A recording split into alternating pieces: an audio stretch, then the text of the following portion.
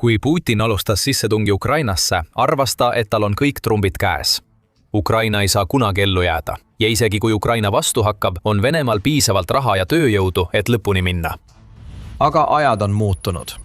Putin mängis kabet, samal ajal kui Ukraina mängis geniaalset malepartiid. Nüüd on Putin lõksus, olukorras, mida pole võimalik võita ja kust pole väljapääsu. Ainus asi, mida Putin saab nüüd Ukrainas võitmiseks teha, on see, mis hävitab Venemaa täielikult. Venemaa ei saa endale lubada Ukrainas ei võitu ega kaotust ja Putin teab seda.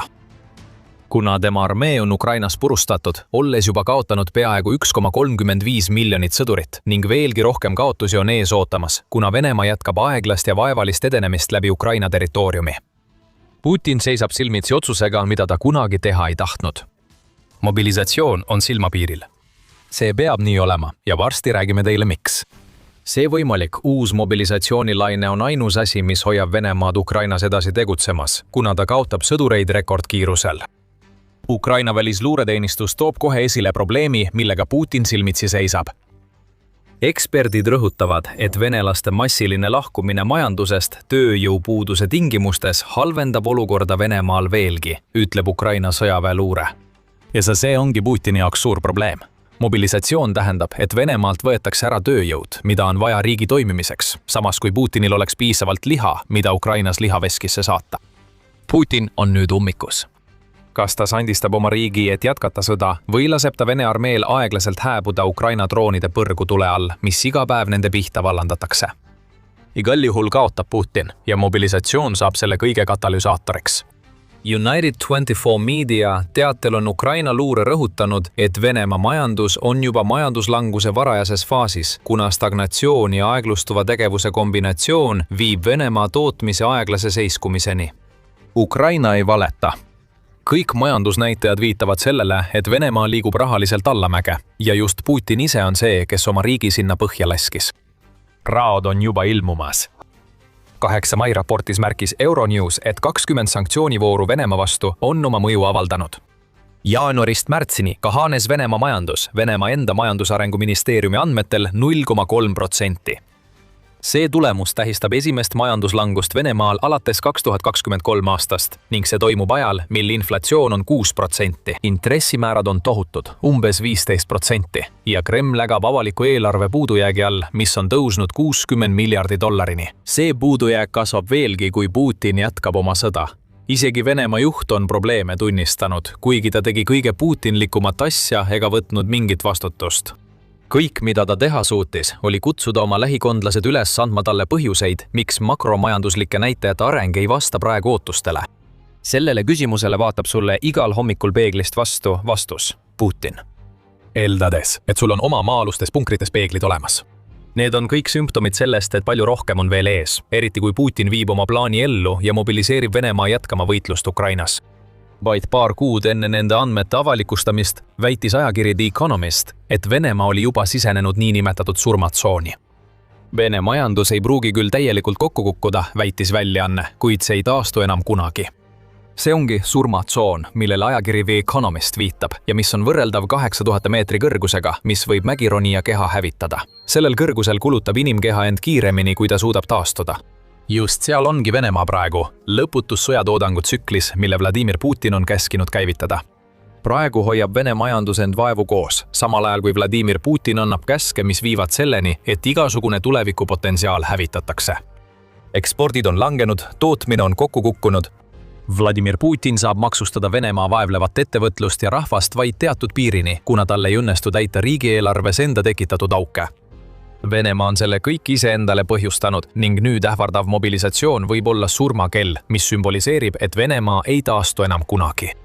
Suurbritannia kolonel Joby Rimmer on samuti hoiatanud destabiliseeriva mõju eest, mida Vladimir Putini halvad otsused avaldavad tema riigi tulevikule. 13. mai kõnes Ühendkuningriigi delegatsioonis Euroopa Julgeoleku- ja Koostööorganisatsioonis selgitas Rimmer kõik lahti, et ka teadmatu Vladimir Putin sellest aru saaks. Venemaa enda andmed rõhutavad seda suundumust. Majanduskasv on peatunud, investeeringud püsivad nõrgad ja tarbijate nõudlus aeglustub. Eelarveline surve kasvab, kuna tulud vähenevad ja kulutused, eriti kaitsekulutused, jätkavad tõusu.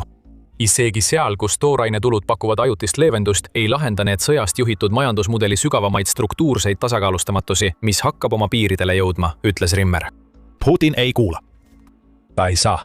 Kuigi ta teab, et need sõnad on mõistlikud, mõistab ta ka, et ainus viis mingigi edasimineku saavutamiseks purustatud Vene majanduse taastamisel oleks oma sõdurite Ukrainast väljaviimine. Aga Putin ei tee seda kunagi. Sõjalise erioperatsiooni lõpetamine ilma ühegi eesmärgi saavutamiseta tähendaks hoolikalt kujundatud tugeva mehe kuvandi surma, mida ta on aastakümneid loonud. Kuidas saaks Putin ennast kunagi Venemaa kaitserollis näidata, kui ta on taandunud suurimast sõjast, mida Venemaa on põlvkondade jooksul näinud? See lihtsalt ei ole võimalik. Ja see ongi lõks, mis surub Putinit üha lähemale mobilisatsioonile, mis võib tähendada Vene majanduse lõppu. Praegu on Venemaa surmavast tagasisideahelas kinni. Et hoida oma sõjamasinad töös, peab Putin pühendama tohutu osa Venemaa sisetööjõust sõjatööstuskompleksile, mille ta on loonud. See omakorda nõrgestab tsiviilmajandust. Ettevõtted ei suuda toota toimiva majanduse jaoks vajalikus mahus, kui Kreml ja tema poolt eelistatud sõjatootmisettevõtted pakuvad inimestele rohkem raha kui kunagi varem, et nad töötaksid tehastes või läheksid Ukrainasse rindele surema. Tuutmist hoiab üleval vaid suurenenud kaitsekulutused, mis toetavad tööhõivet ja võimaldavad Putinil kehtestada suuremat poliitilist kontrolli. Aga see kontroll tuleb oma hinnaga. Venemaa sõltub nüüd nii palju oma kaitsesektorist, et sõjast loobumine võiks vallandada tohutu poliitilise ja majandusliku tagasilöögi. Venemaal ei ole praegu võimalik sellest nõiaringist välja pääseda, kuid see kõik loob pinnase õudusele, mis saabub siis, kui Putin paratamatult vastupidises suunas liigub. Selle asemel, et taanduda, on Venemaa mobiliseerumise äärel. Ja kui see juhtub, on Venemaa jaoks sõda ühel suurel põhjusel kaotatud. Venemaal juba eksisteeriv tööjõupuudus muutub kriitiliseks ja Venemaa ei suuda taastuda. Ukraina välisluureteenistus toob välja peamised põhjused, miks mobilisatsioon tähendaks seda, et Vladimir Putin langeks oma enda loodud sõda lõpetavasse lõksu. Lisaks sellele, et Vladimir Putin võtab sõjaga mitte seotud ettevõtetelt veelgi rohkem töötajaid, jätab ta mobilisatsiooni käigus Venemaaga vajalikust oskusteabest ilma. Kaasaegne sõjamasin ei vaja ainult liha, mida rindele saata.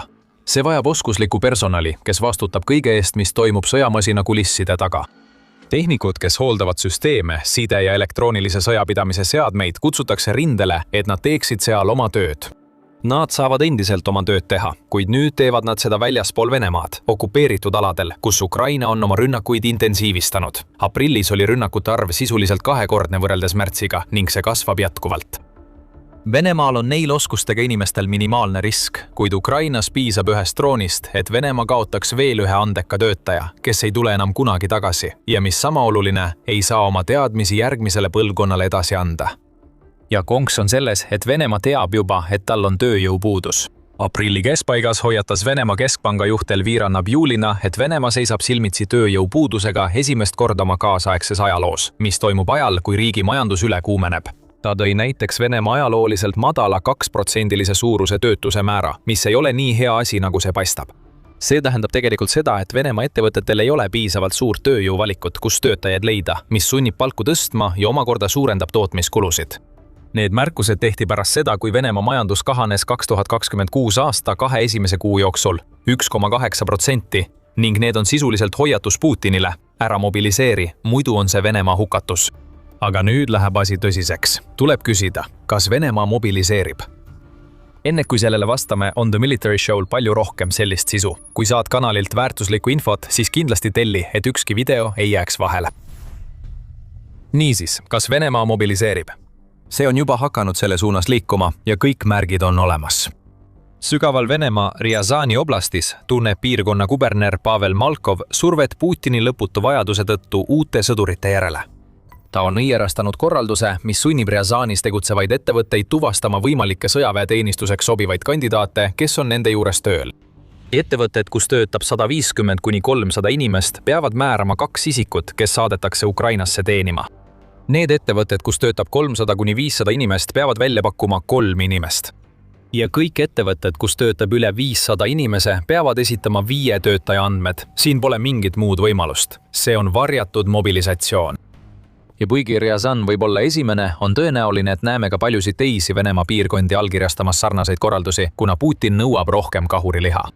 Ja juba enne seda valmistus Putin mobilisatsiooniks. Juba detsembris allkirjastas Venemaa juht määruse, millega kutsutakse reservväelased 2026 aastal toimuvatele sõjalistele õppustele. Kremli on samuti takistanud kellelgi teada saamast selle määruse kahte kõige olulisemat aspekti. Kui palju reservväelasi koolitusele kutsutakse ja kui kaua see väljaõpe kestab. Aga me ei pea neid numbreid teadma. Siin on näha, kuidas Venemaa valmistab oma reservväelasi sõjaks ette, mis on täpselt see, mida Putin teeks, kui ta valmistub mobilisatsiooniks. Liigume edasi 14. maini, mil Euronews teatas veel ühest uuest seadusest, mille Putin on kehtestanud. Venemaa Riigiduuma on ametlikult heaks kiitnud seaduse, mis lubab Putinil saata Vene relvajõud kaitsma Vene kodanikke välismaal. See ei pruugi esmapilgul tunduda oluline. Venemaa armee on olnud Ukrainas alates 2022 aasta veebruarist. Aga pea meeles, et Putin on alati nimetanud oma sissetungi sõjaliseks erioperatsiooniks ja on alati vältinud selle sõjaks nimetust. See uus seadus loob aluse selleks, et Putin saaks ametlikult kuulutada välja sissetungi, viidates Vene tsiviilisikute kaitsmisele. Ole liialdus öelda, et Venemaa võiks seda uut seadust kasutada mobilisatsiooni alustamiseks. The Kiev Independent teatab, et kuni 800 000 venelast on kolinud Krimmi pärast selle ebaseaduslikku annekteerimist 2014 aastal. Kõik, mida Putin peab tegema, on väita, et need tsiviilisikud vajavad rohkem kaitset, kui neil juba on, ja ongi kõik. Mobilisatsioonist saab selle kaitse jaoks vajadus, mitte sõjalise erioperatsiooni jaoks. Putin valmistab ette pinnast eelseisvaks mobilisatsiooniks, kuid ta ei saa aru, et mobiliseerimine ei vii Venemaad ainult majanduslikku kuristikku, mis on kuidagi veelgi sügavam kui see, kuhu ta juba on langenud. Tööjõu kaotus on vaid üks probleem. Selle suure probleemi taga on veel mitu teist, mis koos halvavad Venemaa. Enne kui me nende probleemideni jõuame, on veel üks märk sellest, et Putin on tõepoolest mobilisatsiooni äärel, olenemata sellest, kas ta seda tahab või mitte. Ukraina relvajõudude ülemjuhataja Aleksandr Sõrski sõnul on Venemaa plaanis 2026 aastal värvata oma sõjaväkke veel 409 000 sõdurit vabatahtlike värbamise kaudu. See number põhineb paljudel eeldustel, sealhulgas sellel, et Ukraina ei suuda Venemaale tekitada rohkem kaotusi, kui Kreml ootab, ning et värbamist Venemaal suudetakse hoida Kremlile sobival tasemel.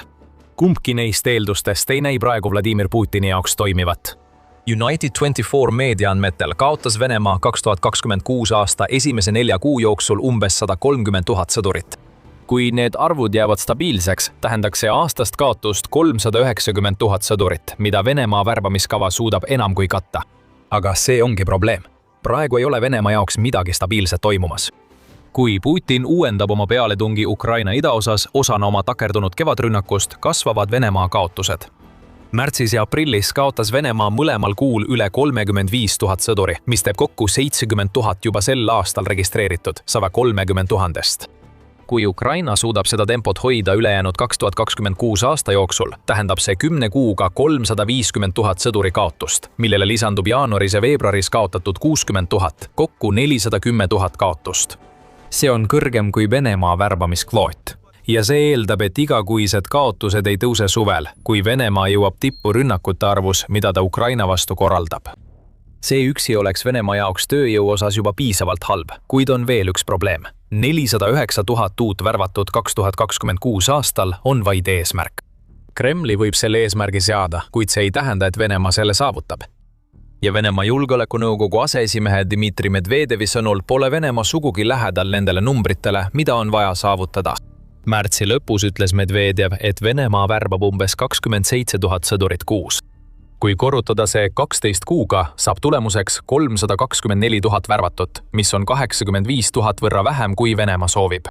Kui aeglane värbamine kombineerida rindel saadud suuremate kaotustega, tekib Venemaal sõjalise tööjõu probleem. Mobilisatsioon, mis tekitab veelgi suurema tööjõupuuduse ja rohkem probleeme Venemaa majandusele, muutub peaaegu vältimatuks. Aga me ütlesime teile varem, et lisaks tööjõukriisile, mille Putin mobilisatsiooni käivitades tekitab, on tal veelgi rohkem probleeme. On veel 2 probleemi ja need võivad juba niigi pingelise olukorra muuta Venemaa jaoks täielikuks katastroofiks, kui Putin püüab pääseda lõksust, kuhu ta ise end pani. Esiteks, emigratsioon. Ukraina luureteatel lahkub Venemaalt tõenäoliselt tohutu hulk inimesi nii kiiresti kui võimalik, kui Putin kuulutab välja mobilisatsiooni. Venemaa on juba sellist massilist emigratsiooni kogenud, mille vallandasid Putini sissetungi algus ja 2022 aasta septembris kehtestatud osaline mobilisatsioon. Väljaande The Bell andmetel oli nende 2 sündmuse järel Venemaalt lahkunud umbes 650 000 inimest. Veel 2024 aasta suveks välismaal. On ebatõenäoline, et paljud neist 650 000 inimesest on pärast enam kui 2 aasta pikkust eemalolekut Venemaale naasnud. nagu United24 meedia märgib, on mõned neist, kes alguses põgenesid, kuid ei kuulunud sellesse gruppi, tagasi pöördunud. Aga kui Putin viib läbi täieliku mobilisatsiooni, siis tõenäoliselt püüavad nemad koos sadade tuhandete, kui mitte miljonite teistega enne vältimatut kutset riigist lahkuda. Kui edukad nad selles on suur küsimus. Venemaa oli juba 2023 aastal jäänud vahele mõnede oma ametnike passe konfiskeerides, et takistada neil põgenemist, nagu Business Insider teatas. Ja poleks sugugi üllatav eeldada, et Kremlil on käsil mingisugune väljarändekeeld, et tagada Putini mobilisatsiooni edukus. Aga jällegi tekib lõks, kas venelased jäävad, võib-olla Kremli sunnil, ja saadetakse Ukrainasse, mis süvendab tööjõupuudust, või emigreeruvad sajad tuhanded ning Putin saab sama tulemuse. Purustatud sisemajandus, mis ei suuda üle elada sõda, mida ta jätkuvalt peab. Vene majanduse kulud aina kasvavad. Ja kui rääkida kuludest, siis on veel teinegi probleem, mis tabab Putinit ja tema Kremli kaaslasi ootamatult. Sadade tuhandete sõdurite mobiliseerimine Ukraina sõjaks tähendab, et tuleb maksta hingehinda, et need sõdurid lahinguks valmis saada. Lisaks tuleks esile tõsta Venemaa rahalisi raskusi. Eelarve puudujääk on juba oluliselt ületanud planeeritud tasemeid, samal ajal kui sadade tuhandete mobiliseeritud sõjaväelaste ülalpidamiskulud nõuaksid jätkusuutmatuid väljaminekuid, teatab Ukraina välisluureteenistus. Teenistusel on õigus. Iga sõdur, kelle Venemaa Ukraina sõtta mobiliseerib, vajab palka. Nad ei pruugi saada meid pööraseid liitumisboonuseid, mida vabatahtlikud sõdurid saavad ja mis on ulatunud peaaegu $27,000. Lisaks mõnes Venemaa piirkonnas föderaalselt kehtestatud miinimumile, mis on $4500. Aga iga sõdur saab igakuist palka. Nad tuleb varustada, raha tuleb kulutada väljaõppele ja transpordile. See kõik puudutab potentsiaalselt sadu tuhandeid mobiliseeritud sõdureid. See kõik hakkab kokku kuhjuma riigi jaoks, mis juba niigi vaevleb Putini alustatud sõja eest maksmisega. Jällegi, see kõik on osa sellest, et Venemaa on surmatsoonis. Sellest spiraalist ei ole pääsu. Kui Vene sõjavägi kasvab mobilisatsiooni kaudu, tõusevad selle ülalpidamiskulud hüppeliselt. Aga Vladimir Putini tehtud muudatused Venemaa majanduses tähendavad, et neid kulusid ei suudeta katta. Sõjaväeväeline tootmine langeb veelgi järsemalt, kuna selle ülalpidamiseks vajalik tööjõud võetakse ära. Need, kes maha jäävad, ei suuda juba olemasolevaid lünki täita ja kindlasti ei suuda nad neid hiljemgi täita. Töötajate puudus läheb aina hullemaks. Mobilisatsioon oleks kõigele lõpp, aga mitte nii, nagu Putin seda ette kujutab. Ta on nüüd lõksus sõjas, mida ta ei saa endale lubada, ei võita ega kaotada. Kui mobilisatsioon annab talle Ukrainas selle, mida ta tahab, jääb Venemaast järele vaid kesta. Ja kui ta otsustab mitte mobiliseerida, siis Ukraina jätkab Venemaa saadetava hävitamist ning Putin kaotab ikkagi. Ja siin on Putini jaoks kõige hullem osa. Ta teab, et see kõik on tulemas. Venemaal on sügav kriis, mis on sõna otseses mõttes aastaid kujunenud ja selle kõige põhjuseks on Putin. Euroopa tugevaim armee kuulub Ukrainale. Seda ei ütle mitte meie. USA on just nimetanud Ukraina Euroopa tugevaimaks sõjajõuks. Putin vihkab seda. Ta ei tahtnud kunagi midagi sellist kuulda, aga põhjendus on loogiline. Euroopa tulevik sõltub nüüd Ukrainast ja mis Putini jaoks on tõeline õudusunenägu, USA tunnustus tähendab, et Ukrainal on rahuläbirääkimistel rohkem trumpe kui kunagi varem. See oli USA välisminister Marco Rubio, kes tegi suured avaldused 14 mai intervjuus Fox Newsi Sean Hannityga. Istudes Air Force One'is teel Hiinasse koos teiste Trumpi administratsiooni liikmetega, ütles Rubio Hannityle, et ükski teine Euroopa armee ei ole võrreldav Ukrainaga. Ukraina relvajõud on nüüd kõige tugevamad ja võimsamad relvajõud kogu Euroopas, lihtsalt et oleks selge, ütles Rubio. See on avaldus, mis tekitab Kremlis šokilaineid. See on millegi tunnistamine, mida Putin ei tahtnud kunagi, et USA tunnistaks. Rubio tõi välja mitu põhjust, miks ta usub, et Ukraina on praegu Euroopas parim, sealhulgas lääne sõjaline abi, millest me kohe räägime. Kuid sellest palju olulisemad on kaks tegurit, mis Rubio sõnul teevad Ukraina kõigist teistest tugevamaks. Võrratu lahingukogemus ja asümmeetriline lähenemine sõjale, mis on ümber defineerinud kõik, mida me arvasime teadvat Vene agressiooni vastu võitlemisest. Alustame lahingukogemusest. Ukraina on tugevam ilmselgelt tänu suurele abile, mida nad on saanud, ütles Rubio, lisades, aga ka tänu lahinguväljal saadud kogemustele. Ärge kunagi alahinnake, kui väärtuslik võib see raskelt omandatud lahingukogemus olla, nii Ukrainale endale kui ka ülejäänud Euroopale. Enamik Euroopa riike ja kindlasti need, kelle ülesandeks võib tulevikus olla Venemaa sissetungi tõrjumine, pole aastaid aktiivselt lahingutes osalenud. Võtame näiteks Ühendkuningriigi. Ühendkuningriigi viimane osalemine suuremas sõjas oli Afganistanis, konfliktis, mis kestis aastatel 2001 kuni 2021. Ei saa alahinnata kangelaslikkust, mida Ühendkuningriigi sõdurid selles sõjas üles näitasid, kuid see oli hoopis teistsugune võitlus võrreldes sellega, mida me praegu näeme Ukraina ja Venemaa vahel. Putini väed ei pea sissisõda, nad suruvad halastamatult peale, kuna Venemaa suunab sadu tuhandeid sõdureid kurnavatesse kampaaniatesse, mis sunnivad vastaseid kaitsesse. Ühendkuningriik pole midagi sellist näinud teisest maailmasõjast saadik. Sama kehtib enamiku Euroopa kohta ning enamik Euroopa riike ja isegi NATO riigid teavad seda. Ukraina lahingukogemuse väärtust on juba ammu tunnustatud. Rubio on lihtsalt viimane ja Ukraina ning USA suhete kontekstis võib olla kõige valjem hääl, kes seda välja ütleb. Kuid ka teised on öelnud sama asja. Näiteks 2025 aasta detsembris kiitis NATO rahvusvahelise sõjalise staabi peadirektor kindralleitnant Ramigius Baltrinas Ukraina ohvitseride panust, mis on aidanud NATOl parandada oma ühiseid standardeid. NATOl on palju doktriine, mis määravad, kuidas organisatsioon reageerib sõjale sellise riigiga nagu Venemaa. Paljud neist on endiselt olulised, eriti õhuväerindel. Kuid just Ukrainal on kõige rohkem kogemusi Venemaaga maismaal võitlemisel, ütles Baltrinas, ning NATOl on sellelt riigilt palju õppida. Liigume kiiresti aastasse 2026 ja Euroopa liidrid rõhutavad nüüd, kuidas Ukraina lahingukogemus teeb selle sõjaväest kontinendi tugevaima. Umbes kuu enne seda, kui Rubio oma kommentaarid tegi, ütles Saksamaa kantsler Friedrich Merz. Ühelgi teisel Euroopa armeel ei ole viimastel aastakümnetel olnud sellist sõjalist kogemust nagu Ukrainal. Merz tegi need kommentaarid, kui ta rääkis Saksamaa huvist teha koostööd Ukrainaga, et Saksamaa saaks rohkem teada Ukraina sõjalistest struktuuridest. Tõlkes tähendab see, et Ukraina teab palju rohkem kui Saksamaa, kuidas toime tulla sellise türanniga nagu Putin.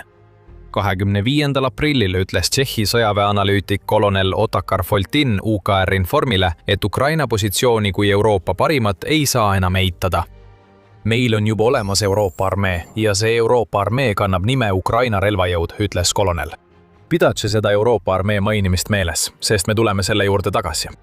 Kui Ukraina armee suutis Vene armee üle mängida ja peatada, tähendab see esiteks seda, et see on juba iseenesest võit. Ja teiseks, et Ukraina relvajõud on kõige võimsam Euroopa armee, kellel on suurim lahingukogemus ja tugevaim tahe, lisas Foltin. See on huvitav lõppväide. Tšehhi kolonel juhib tähelepanu sellele, et mitte ainult Ukraina kogemus ei tee sellest Euroopa tugevaimat armeed. Vankumatu tahe on kõik ja Ukraina on 4 aastat nii visalt võidelnud, sest rahvas keeldub alistumast diktaatorile, kes tahab näha Ukraina lõppu.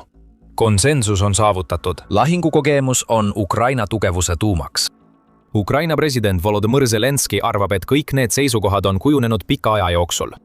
Ta on juba ammu rõhutanud, et Ukraina kangelased on võtmetähtsusega, et muuta riik kogu Euroopa tugevaimaks. Nii et nähes, kuidas Rubio, NATO komandörid, Euroopa riigipead ja analüütikud ütlevad kõik sama, on see talle rahuldust pakkuv. Ukraina asub nüüd tõestama, et tema kogemus võib ka teistele kasu tuua. Lahepiirkonnas töötab umbes 200 Ukraina droonieksperti koos selliste riikidega nagu Saudi Araabia ja Katar, et aidata neil end kaitsta just nende samade Shahidi tüüpi droonide eest, mida Venemaa on aastaid Ukraina vastu kasutanud. Ukraina kujundab end võtmetähtsusega kaitsepartneriks üle kogu maailma ning see kõik tuleneb riigi kogemustest Venemaaga toimetulekul. Vladimir Putin avas Pandora leeka, kui ta alustas oma sissetungi Ukrainasse. Seda laegast ei saa enam kunagi sulgeda, sest ta on muutnud Ukraina Euroopa kõige kogenumaks sõjajõuks. Kogemus, nii oluline kui see ka poleks, peab siiski kaasas käima sobivate taktikatega. Ja just selles valdkonnas ütleb Rubio, et Ukraina on tõeliselt silma paistnud. Kuna Ukraina sõdurid ja kogu sõjavägi õpivad iga päev rohkem kui ükski teine Euroopa riik, olles sügavalt seotud võitlusega Venemaa vastu, siis just see, kuidas seda õpitud kasutatakse lahinguväljal kohanemiseks, teebki Ukraina nii tugevaks, nagu ta on. Pole kahtlust, et selle sõja pidamise vajadus on sundinud ukrainlasi välja töötama uusi taktikaid, uusi tehnikaid, uut varustust ja uut tehnoloogiat, mis loob omamoodi hübriidse asümmeetrilise sõjapidamise, kuulutas Rubio ja lisas. See on muljetavaldav, selles pole kahtlustki. Ja Ameerika Ühendriikide välisminister ei eksi. Ukraina on pärast Venemaa sissetungi muutunud innovatsioonikeskuseks, nii et see on täielikult muutnud kõike, mida keegi arvas teadvat enda kaitsmisest palju suurema jõu vastu. Droonid on muidugi selle muutuse esirinnas. Laheriigid tahavad Ukrainaga tehinguid teha, sest nad teavad, et Ukraina välja töötatud tõrjedroonid pakuvad neile palju kulutõhusamat võimalust tõrjuda Iraani Shahedi droone, kui kasutada nende kalleid läänes toodetud õhutõrjerakette. Ukrainas endas on droonide eelis aja jooksul arenenud. Alguses kohandas Ukraina kaubanduslikke droone nii, et need suudaksid kanda väikseid koormaid Vene vägede ründamiseks. Seejärel muutusid need droonid järjest paremaks. Meredroonid andsid Ukrainale võimaluse rünnata laevu, kuigi tal endal on vaevu omaenda merevägi olemas. ainult 16. kuni 17. maini kasutas Ukraina oma droone, et hävitada Vene rannavalvelaev ning veel 46 muud sihtmärki, teatab TVP World. Venemaa Musta mere laevastik sai teada ja näeb jätkuvalt, kui tõhusad need droonid on. Kolmandik laevastiku sõjalaevadest lebab nüüd lainete all. Ukrainas ja isegi Venemaal moodustavad droonid Rubio esile tõstetud asümmeetrilise strateegia tuuma. Ukraina on rajanud tapatsoonid, mis ulatuvad 10 kilomeetrite kaugusele ja rebivad Vene sõdureid tükkideks juba enne, kui nad rindele jõuavad. Pikamaa rünnakud Vene sõjaliste objektide ja nafta vastu nii okupeeritud aladel kui ka Venemaal endas põhjustavad Putini sõjamasinale surma 1000 haava läbi. Kõige selle võti on see, et Ukraina ei seisa kunagi paigal. Olgu selleks siis droonid või paljud teised tehnoloogiad, mille ta on välja arendanud, et moodustada oma asümmeetrilise strateegia selgroog. Nagu Euroopa poliitikaanalüüsikeskus ehk CEPA märgib, on Ukraina keset muutust, mis vähendab rindel vajalike sõdurite arvu miinimumini. Otsene kogupuude rindel asendub nüüd andmeanalüüsi, kaugoperatsioonide ja insenerisaavutustega, mida ükski Euroopa sõjavägi pole kunagi varem kaalunud, sest neil polnud selleks seni vajadust. Droone kasutatakse nüüd 80–85% ulatuses nende rindesihtmärkide vastu, mille Ukraina on sihikule võtnud, märgib SIP. Siper lisab, et Ukraina toodab ainuüksi 2026 aastal 8 miljonit drooni ning täiustab pidevalt kõike, mida ehitab. Kuid Ukraina asümmeetrilises strateegias on palju enamat kui ainult droonid. Just nende droonide taga olev tehnoloogia koos teiste mehitamata süsteemidega on see tõeliselt muljetavaldav osa, mis on viinud Ukraina uuele Euroopa sõjalise jõu tasemele. See tehnoloogia muudab kõike. Muide, te vaatate saadet Sõjasaade. Kui te pole veel tellinud, siis nüüd on ideaalne aeg vajutada nuppu, et ei jääks ilma meie järgmiste saadete uudistest. Tehnoloogia vallas on Ukraina olnud tehisintellekti ehk AI kasutamise eestvedaja oma sõjategevuses. Ukraina kaitseministeerium toob välja, et aprilli seisuga töötab Ukrainas üle 200 ettevõtte, kes arendavad tehisintellektiga seotud sõjalisi tehnoloogiaid. Need ettevõtted vastutavad ühiselt enam kui 300 tehisintellektiga seotud arenduse eest, millest paljud hõlmavad AI ühendamist droonidega, mis on registreeritud Brave One platvormil, mille Ukraina lõi oma paljude uuendajate toetamiseks. Tegelikult väärib juba see platvorm ise mainimist, kui rääkida Ukraina asümmeetrilisest strateegiast. Brave One'i kaudu pakub Ukraina toetust ja rahastust oma detsentraliseeritud kaitsesektorile, mis omakorda tagab, et Ukraina ei muuda end haavatavaks Venemaa rünnakute suhtes, mis võiksid hävitada suure osa tema kaitsetööstusest. Igaüks, kellel on hea idee, saab Brave One'i abil vajaliku toe. Rahvale, kes elab innovatsioonist, on tsentraliseeritud platvormi nutikas kasutamine detsentraliseeritud ettevõtjate toetamiseks tõeline geeniuse käik. Ja siin on veel palju, millest võiksime rääkida. Ukraina maismaa robootika areng tähendab, et masinad asendavad rindel sõdureid logistika korraldamisel ja nagu nägime aprillis, isegi Vene positsioonide hõivamisel. Pärsia lahe piirkonnas suurt nõudlust nautivad tõrjedroonid on olnud tõeline läbimurre, mis on aidanud Ukrainal jõuda sinnamaani, et peaaegu 90% Venemaa poolt igakuiselt Ukraina territooriumile saadetavatest kaugmaadroonidest suudetakse alla tulistada. Korduvalt tõestab Ukraina end kui Euroopa kõige võimsam sõjavägi, mitte kallite tehnoloogiate arendamisega, vaid tõhusate ja kuluefektiivsete relvade loomisega, mis on Venemaa tekitatud ohu vastu tõhusad. Ja taas näeb ülejäänud Euroopa selle väärtust. Tootjad, nii suured kui väikesed, üle kogu Euroopa kiirustavad nüüd Ukraina drooniarendust jäljendama, teatas Guardiani Jasper Jolly 10. mail. Ta toob näiteks Ühendkuningriigis asuva idufirma nimega Skycutter, mis toodab 3D printerite abil tõrjedroonide keresid. Sellist tüüpi ettevõte poleks kunagi isegi kontseptsioonina olemas olnud, ilma asümmeetrilise sõjapidamise lähenemiseta, millele Rubio viitab. Ja ta on vaid üks näide ettevõtetest üle kogu Euroopa, keda kas inspireerib Ukraina või kes töötavad vahetult koos Ukrainaga, et aidata oma riikidel valmistuda selliseks sõjaks, nagu Putin peab. See üksi tõestab, et Ukraina asümmeetriline lähenemine on Euroopale kirjeldamatu väärtusega, täpselt nagu Rubio ütleb. Aga liigume edasi järgmise punkti juurde, mille tõi välja USA välisminister. Ta toob välja, et osa põhjusest, miks Ukrainast on saanud Euroopa jõujaam, on see, kui palju sõjalist abi on ta saanud oma partneritelt USA-st ja Euroopa mandrilt. Rubio ei eksi, kui ta sellele tähelepanu juhib. Kiili instituudi ja selle Ukraina toetuse jälgiandmetel on Ukraina saanud USA-lt peaaegu $134 miljardit abi ning Euroopast veel $241 miljardit, millele lisandub veel $208 miljardit abi, mis pole veel eraldatud. Sellised programmid nagu Pearl on loodud selleks, et võimaldada Ukrainal, Euroopal ja USA-l koos töötada, et hankida selliseid lääne relvi, mida Ukraina ise pole suutnud toota. Õhutõrjesüsteemid nagu Patriot ja lennukid nagu F-16 on seni Ukraina saadud lääne relvastuse tippnäited. esimene neist on parim süsteem, mis Ukrainal on Venemaa raketiohu vastu, ja teine annab Ukrainale õhus rohkem võimalusi kui ükski muu nende arsenalis olev relv. Kuid isegi selle abiga leiab Ukraina endiselt viise oma jõu näitamiseks. Võtame näiteks F-16D. Need ei ole uued lääne lennukid. Ukraina saab sisuliselt nende riikide vanad lennukid, kes on juba üle läinud teistele hävitajatele. See ei ole mõeldud halvustamisena. Ukraina hindab oma F-16-sid. Aga see lahingukogemus, millest me varem rääkisime, tuleb siin esile, sest Ukraina näitab läänele, et isegi nende vananenud platvormidel on endiselt väärtust. 2024 aasta detsembris, vaid mõned kuud pärast seda, kui Ukraina sai oma F-16D, saavutas üks riigipiloot maailmas esmakordse saavutuse, tulistades ühe missiooni jooksul alla 6 tiibraketti. See on saavutus, mida suudab saavutada vaid riik, mis keskendub oma sõjaväe muutmisele Euroopa parimaks. Ukraina on samuti kohandanud oma F-16 missioonid madallennu kasutamiseks, mis on vastuolus kõigi olemasolevate NATO standarddoktriinidega. Miks? Jällegi, kõik taandub kohanemisele. Kõrgelt lendamine muudab Ukraina lääne hävitajad Vene õhutõrje suhtes haavatavaks, kuid madalalt lendamine võimaldab Ukrainal kasutada oma F-16-sid rünnakute läbiviimiseks, vähendades samal ajal riske, millega nende lennukid silmitsi seisavad. See on järjekordne traditsiooniliste reeglite ümberkirjutamine, mis tuleb Ukrainast. Innovatsioon koos kogemustega, olgu selleks siis täiesti uued relvad või lääne poolt tarnitud varustus. Just see teeb Ukrainast Euroopa tugevaima sõjaväe. Ja enne kui edasi liigume, toome välja veel ühe viisi, kuidas Ukraina on tugevam kui kõik teised Euroopa riigid. Rubio sellest ei rääkinud, aga see on oluline. Ukrainal on pärast Venemaad Euroopas suurim aktiivne sõjavägi. Statista andmetel on Ukrainal sõjaväes 900 000 tegevteenistujat. See jääb siiski kaugele maha. Venemaa 1,32 miljonist tegevteenistujast. Kuid kui rääkida sõjalisest jõust selle kõige puhtamal kujul, on Ukraina Euroopa teistest armeedest selgelt eespool.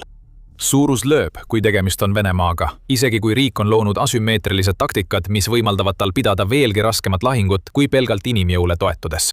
Isegi kui Ukraina on sunnitud vähendama oma armee suurust, 600 000 sõdurini, nagu Ameerika Ühendriikide poolt esitatud 28-punktilises rahuplaanis välja pakuti, oleks Ukrainal 2025 aasta lõpuks ikkagi armee, mis on 2 korda suurem kui Türgi oma. Türgil on pärast Ukrainat, Venemaad arvestamata, Euroopa suuruselt järgmine armee. Lisa sellise suurusega armeele lahingukogemus, asümmeetriline geenius ja lääne relvad ning tulemuseks on tõeline Euroopa suurriik. Me mainisime just rahuläbirääkimisi. Võite mäletada, et puudutasime neid läbirääkimisi video sissejuhatuses, kus ütlesime, et USA poolt Ukraina tugevuse tunnistamine on Putini jaoks õudusunenägu läbirääkimiste pidamisel. Need läbirääkimised ei lähe nii hästi, nagu Rubio ja USA sooviksid. Oma vestluses Hannitiga tõi Rubio välja, et läbirääkimised näivad olevat aeglustunud, kuid ta tegi ka paar muud huvitavat märkust. President tahab lihtsalt näha sõja lõppu. Ta arvab, et see on hull sõda ja tal on õigus, ütles Rubio USA presidendi Donald Trumpi rahuläbirääkimiste püüdluste kohta. Mõlemal poolel sureb tohutult palju inimesi. Ukrainal kulub 2 aastakümmet taastamiseks. Kahju Venemaa majandusele on erakordne. Lisaks sellele tõi Rubio välja, et Venemaa kaotab iga kuu 15 000 kuni 20 000 sõdurit. Need sõdurid ei saa vigastada, tõi Rubio välja. Nad surevad, kuna Venemaa kaotab sõjas 6-5 korda rohkem sõdureid kui Ukraina. Need kommentaarid on olulised väga lihtsal põhjusel. Need näitavad Putinile, et ta ei saa manipuleerida USA'd uskuma, et Ukraina on tegelikust nõrgem. Püüdes rahuläbirääkimistel eeliseid saada, kasutas Putin suure osa 2025 aastast valeinformatsiooni, et kujutada Venemaad kõikvõitva jõuna väikese Ukraina vastu. Mõnikord tundus, et see manipulatsioon töötabki. Detsembris kuulutas Trump, et Ukraina kaotab sõda Venemaa vastu, kuigi Venemaal õnnestus aasta jooksul vallutada vaid umbes 1% Ukraina territooriumist, kuid samal ajal kaotas hinnanguliselt 415 000 sõdurit. See ei ole sõja võitmine, see on vindumine lootuses, et õnnestub läbi rääkida rahuleppe, mis ei kajasta tegelikku olukorda lahinguväljal. Putin püüdis kujundada narratiivi, mida tegelikult polnud olemas. Nüüd on Rubio välja öelnud, et Ukrainal on tugevaim armee Euroopas. See narratiiv on purustatud. Seepärast ongi USA välisministri suust tulevad sõnad Putini jaoks tõeline õudusunenägu. Isegi nüüd, kui ta räägib selle sissetungi lõpust, mille ta ise alustas, peab Putin tunnistama tõsiasja, et ta ei suuda enam ameeriklasi petta. Rahvas, kes on end kujundanud peamiseks rahuläbirääkimiste vahendajaks, teab nüüd kahtluseta, et Ukraina ei ole see nõrk riik, kelleks Putin seda kujutada püüab. Ukraina on tugev, tugevam kui ükski teine riik Euroopas ja USA tunnistab seda. Järgmisel korral, kui tema delegaadid on läbirääkimiste laua taga, ei saa nad enam väita, et Ukraina kaotus on vältimatu. Rubio ja tema kaasmaalased näevad sellest läbi. Nad näevad kahju, mida tehakse Venemaa majandusele. Nad näevad surmade ulatust ja seda, kuidas Venemaa on kandnud Ukrainast suuremaid kaotusi. Ja nad näevad Ukraina sõjaväge, seda asümmeetrilist jõudu, mis on arenenud armeeks, mis on kogu Euroopa julgeoleku keskmes. Kaardid ei ole enam Putini käes. Ja mis puudutab Ukraina tugevust, siis see hakkab end ära tasuma. Me näeme seda USA hinnangus ja kõiges, mida Ukraina teeb, et saada Euroopa ja Pärsia lahe riikide jaoks võtmetähtsusega kaitsepartneriks. Aga isegi Ukrainas endas avaldub see tugevus. Vene sõjavägi purustab taas rekordeid. Ja need on just sellised rekordid, mida Venemaa kindlasti purustada ei taha. Jälle on midagi läinud tõsiselt valesti Putini kiidetud kevadründe käigus Ukraina vastu, sest hukkunute arv on tõusnud tasemeni, mida me pole kunagi varem näinud. Putin on saavutanud tõeliselt uskumatut. Ta võidab küll, aga ta võidab ainult kaotamises. Me ei taha kõlada nagu katkine plaat, rääkides pidevalt purustatud rekorditest, aga praegu on Venemaa jaoks kõik lihtsalt nii jaburaks muutunud. Alustame kaotustest. 2026 aasta esimese 4 kuu jooksul suutis Venemaa oma kaitseministeeriumi statistika põhjal, vahendab United24 Media, kaotada või haavata 130 000 sõdurit. See on omaette rekord. Venemaa tunnistab, et nende lihaveski taktika põhjustab nii suures ulatuses kaotusi. See on hullumeelne. Ja veelgi hullumeelsem on see, et see info tuleb Venemaalt, mitte Ukrainast, mis tõenäoliselt tähendab, et numbreid on ilustatud. Tegelikud numbrid võivad olla veelgi suuremad. Ka aasta 2 kevadkuud on toonud Venemaale süngeid rekordeid, sest üle 70 000 sõduri kaotati just märtsis ja aprillis. Märtsis kaotas Venemaa 35 351 sõdurit, kes said surma või vigastada, ning aprillis järgnes sellele veel 35 203. Kui lisada aprilli lisapäeva andmed märtsi omadele, on tõenäoline, et Ukraina oleks purustanud rekordi, mille ta püstitas kuu aega varem.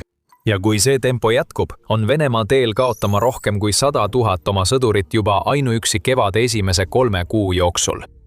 Kas Putini jaoks saab asi veel hullemaks minna? Jah, ja kohe saad teada, kuidas. Vaatame hetkeks lähemalt kaotusi. Sõna kaotus sõjas tähendab kõiki sõdureid, kelle riik kaotab. See hõlmab nii hukkunud sõdureid, neid, kes on vigastatud nii raskelt, et nad eemaldatakse lahinguväljalt, kui ka sõdureid, kes on alla andnud või muul moel kadunuks jäänud. Tavaliselt mõjutavad kaotuste arvu rohkem vigastused kui surmad. Näiteks Belferi keskus ütleb, et tänu kaasaegsetele meditsiini edusammudele ja targematele sõjataktikatele on USA-l sõdades tavaliselt haavatute ja hukkunute suhe vahemikus 10 haavatut 1 hukkunud kohta kuni 17 haavatut 1 hukkunud kohta. Aga Venemaa puhul võib öelda, et nad on purustanud veel ühe rekordi, pöörates pea peale selle, mida me tänapäeva haavatute ja hukkunute suhtes teame. 11. märtsi artiklis teatas Kyiv Independent, et Ukraina luureandmetel olid Venemaa sisemised hinnangud oma kaotustele tol hetkel 1,315 miljonit. See on umbes sama suur arv, kui Ukraina teatas samal ajal oma kaotustest. Kuid nende arvude tõeline tähelepanuköitja tuleb välja Ukraina presidendi Volodõmõr Zelenski sõnul. Venemaa vägede seas on tapetute ja haavatute suhtes toimunud muutus. Kaotustest moodustavad 62% hukkunud ja 38% haavatud, avaldas Zelenski. Võtame selle siis selgelt kokku. USA-l on kõige hullemal juhul haavatute ja hukkunute suhe 10 haavatut iga 1 hukkunud kohta. Putin on öelnud, hoia mu viina ja loonud lihaveski, kus Venemaa on peaaegu jõudnud sinnamaani, et iga 2 hukkunud kohta on 1 haavatud. See on selline pööre, mida keegi Venemaal näha ei taha, sest see tähendab, et Putini sõjavägi kaotab rohkem sõdureid lõplikult kui neid, kes saavad vigastustest taastuda. See tekitab Vene sõjaväes juba iseenesest lünki ja selle juba tohutu probleemi taga on veel üks suur mure ja purustatud rekord. Aga enne kui me selle rekordini jõuame, on meil veel üks. Venemaa territoriaalsed edusammud Donetskis maksavad nüüd rohkem kui kunagi varem. Donetsk peab langema, et Venemaa saaks Donbassi enda omaks nimetada. See on piirkond, mida Putin on juba ammu nõudnud, et Ukraina loovutaks Venemaale, et rahuleppe saavutada. Putini lemmik pressiesindaja Dmitri Peskov ütles isegi veel 13 mail, et Ukraina peab oma väed Donbassist välja viima, et avada tee rahuläbirääkimisteks. Aga mida Peskov tegelikult mõtles oli, palun lahkuge ja lõpetage meie sõdurite tapmine rekordarvudes.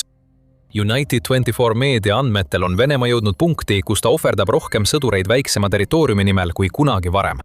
Venemaa sõjaline edasiliikumine Donetskis oli aprillis vaid 53 ruutkilomeetrit. See edasiliikumine maksis Venemaale 25 000 sõduri elu, mis tähendab, et iga Donetski ruutkilomeetri kohta, mille Venemaa vallutab, kaotab ta 470 sõdurit. See on kohutav kaotus. ja meil on 2 arvutust, mis näitavad, kui hull see tegelikult on. Kõigepealt, kuidas see võrreldes Venemaa eelmise aasta edusammudega välja näeb? Moscow Timesi järgi suutis Venemaa sõja jooksul seni teha oma suurimad üheaastased edusammud, vallutades Ukrainalt kokku 5600 ruutkilomeetrit territooriumi. See pole nii muljetavaldav, kui väljend suurimad üheaastased edusammud kõlada võib. See moodustab siiski vaid 0,94% Ukraina territooriumist. Kui me siiski võtame selle numbri antuna koos National Interesti raportiga, mille kohaselt kaotas Venemaa 2025 aastal hinnanguliselt 415 000 sõdurit surma, vigastuste või vangistuse tõttu, siis saame huvitava suhte kaotatud sõdurite ja vallutatud territooriumi vahel. 2025 aastal hõivas Venemaa territooriumi kiirusega 74,1 kaotust ruutkilomeetri kohta. Muidugi ei keskendu need arvud ainult Donetskile, aga siiski kaotab Venemaa Donetskis iga hõivatud ruutkilomeetri kohta üle 6 korra rohkem sõdureid, kui ta kaotas sama suure territooriumi hõivamiseks 2025 aastal. See on Putini jaoks uus rekord ja arvud lähevad veelgi hullemaks, kui vaatame, mis Donetskis Venemaal veel vallutada on jäänud. 8. aprilli raportis, kui Venemaa kaotas iga Donetski hõivatud ruutkilomeetri kohta vaid 316 sõdurit, ütles United 24 Media, et Ukrainal on endiselt käes kuskil 6000 kuni 7000 ruutmiili Donetski territooriumist. Võtame meie viimased kaotuste arvud ruutkilomeetri kohta ja rakendame need nendele numbritele. Väiksema hinnangu järgi kaotaks Venemaa ülejäänud Donetski hõivamiseks 2,82 miljonit sõdurit. Kuid suurema hinnangu puhul tõuseb see arv 3,29 miljonini. Igal juhul purustab Putin veel ühe rekordi, sest tal tuleb ülejäänud Donetski hõivamiseks kaotada 2 kuni peaaegu 3 korda rohkem sõdureid, kui Venemaa on seni kaotanud. Midagi on siin Venemaa jaoks väga valesti ja Putini jaoks läheb asi veel hullemaks, kui hakkame vaatama Venemaa värbamist. Ainus asi, mis on Putini sissetungi üle 4 aasta käigus hoidnud, on see, et Venemaa on alati suutnud Ukrainas kaotatud sõdurid asendada. Aga see on kõik muutunud, sest esimest korda pärast Putini sissetungi algust ei suuda Venemaa enam hoida vajalikku vabatahtlike värbamise taset, et jätkuvalt inimesi lihaveskisse saata. Mitmed allikad on seda kinnitanud, alustades Venemaa Julgeolekunõukogu aseesimehe Dmitri Medvedevi enda sõnadega. Veel üks Putini kõneisik ütles märtsis, et Venemaa värbab iga kuu oma sõjaväkke 27 000 inimest. See oli seesama märts, mil Ukraina registreeris üle 35 000 Vene kaotuse. Seega on puudujääk ilmne. Oma Russia-Mixi veerus ütles sõjaanalüütik Janis Kluger, et Venemaa jäi umbes 20% alla sellele värbamistasemele, mille ta saavutas 2025 aastal. Kuna arvud on langenud, 1000–1200 inimest päevas, kes Putini sõjaväkke värvati, 800, 1000 nii. Ja Zelenski ise lisab, et Venemaal õnnestus 2026 aasta esimese 3 kuu jooksul värvata umbes 80 000 sõdurit, mis on umbes 9000 võrra vähem kui samal perioodil saadud kaotused. Kõik arvud on enam-vähem kooskõlas. Ja United 24 meedia andmetel tähendab see kõik, et Venemaa on nüüd olukorras, kus tal on igakuine värbamislünk, mis jääb umbes 10–15% vahele. Tundub, et Venemaal ei ole võimalik seda suunda kuidagi ümber pöörata. Veelgi rohkem rekordeid purustatakse Venemaa piirkondades, kust Putin värbab, kuna ühekordsed allkirjastamisboonused tõusevad hüppeliselt.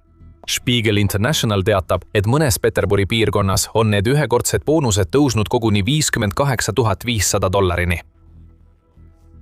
Belgia Luksemburgi kaubanduskoda Venemaal ütleb, et keskmine palk Venemaal on umbes $1290, mis tähendab, et Venemaa pakub allkirjastamisboonuseid, mis on rohkem kui 3,7 korda suuremad kui keskmise venelase aastapalk.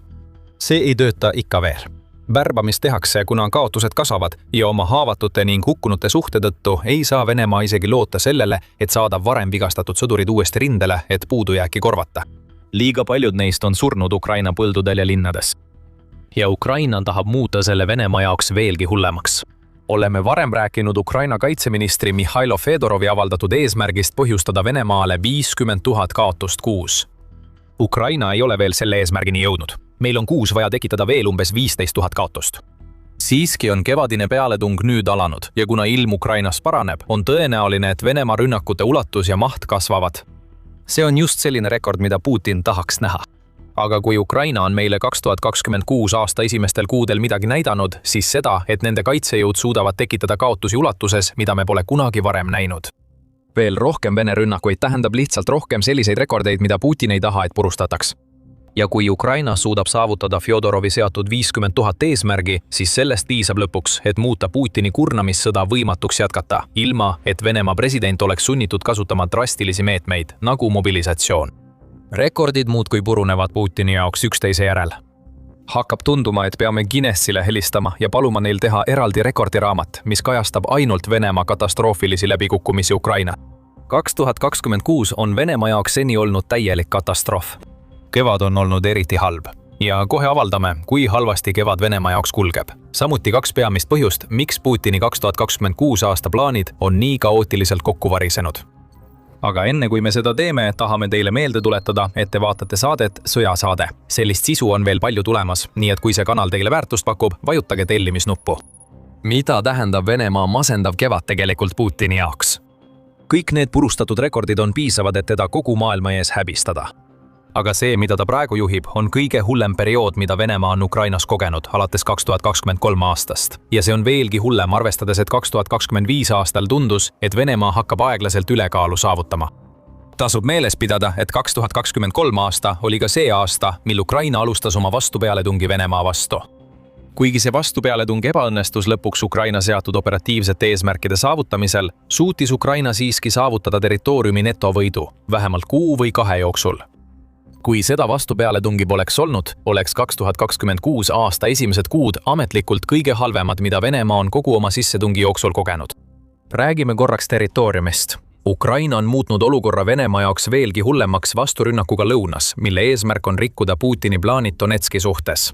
See vasturünnak on kõrvaldanud puhvertsooni, mida Venemaa soovis kasutada Putini, tahtsime öelda märatsevate, aga parem oleks öelda takerduvate vägede kaitsmiseks. Igatahes komistavad Vene väed Donetskis pidid olema kaitstud puhvertsooniga, mida enam ei ole. Nüüd saab Ukraina saata vägesid kaugemale põhja ning Venemaad sunnitakse ressursse ja sõdureid ümber suunama, et tulla toime pealetungiga, mida Putin kunagi ette ei näinud. See pealetung on andnud Ukrainale üle 400 ruutkilomeetri territooriumi 10. märtsi seisuga, teatab United24 meedia. Ja kui liigume aprilli, siis pealetung jätkus, kuna Venemaa aeglustus. See viis selleni, et Ukraina saavutas oma esimese territoriaalse netokasvu Venemaa ees pärast 2023 aasta vastupealetungi või augustit 2024, kui arvestada 2024 aasta augusti vasturünnakut Kurskisse.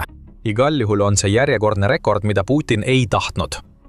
2026 aastal näha, kuna Ukraina oli kuu lõpuks 111 ruutkilomeetrit ees. Me ootame endiselt, kas Ukraina suudab sellele märkimisväärsele pöördele mais edasi ehitada. Kui Venemaa jätkab Donetskis oma aeglase tempoga, vallutades 653 ruutkilomeetrit, siis me panustame Ukrainale.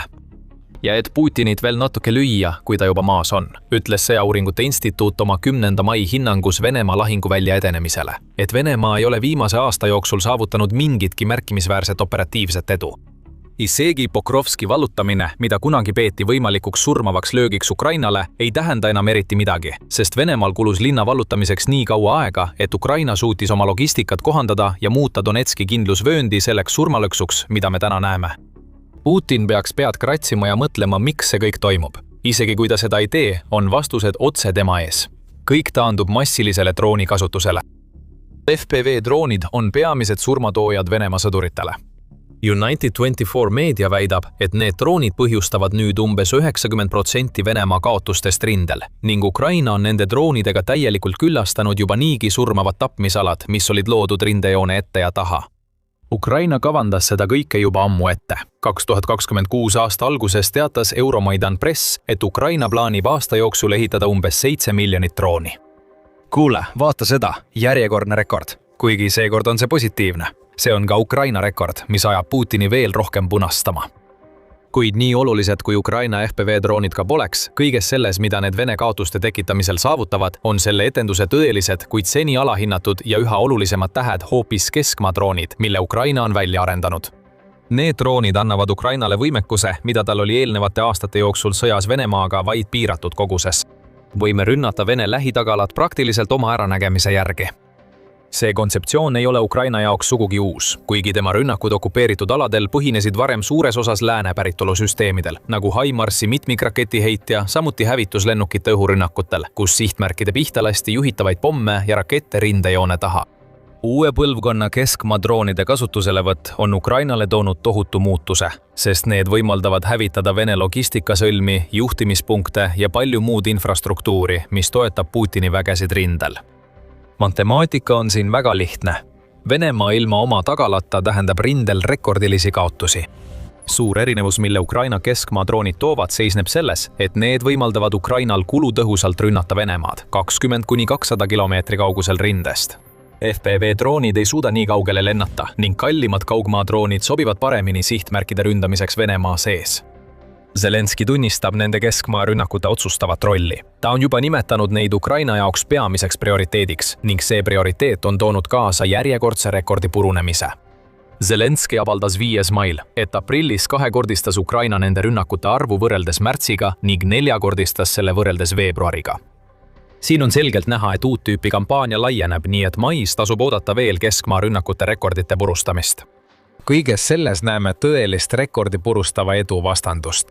Ukraina rekordid on kõik positiivsed. Rohkem Vene kaotusi kui kunagi varem, territooriumi netovõidud ja rohkem keskmaa rünnakuid. Need kõik on märgid sõjamasinast, millel on hoog sees.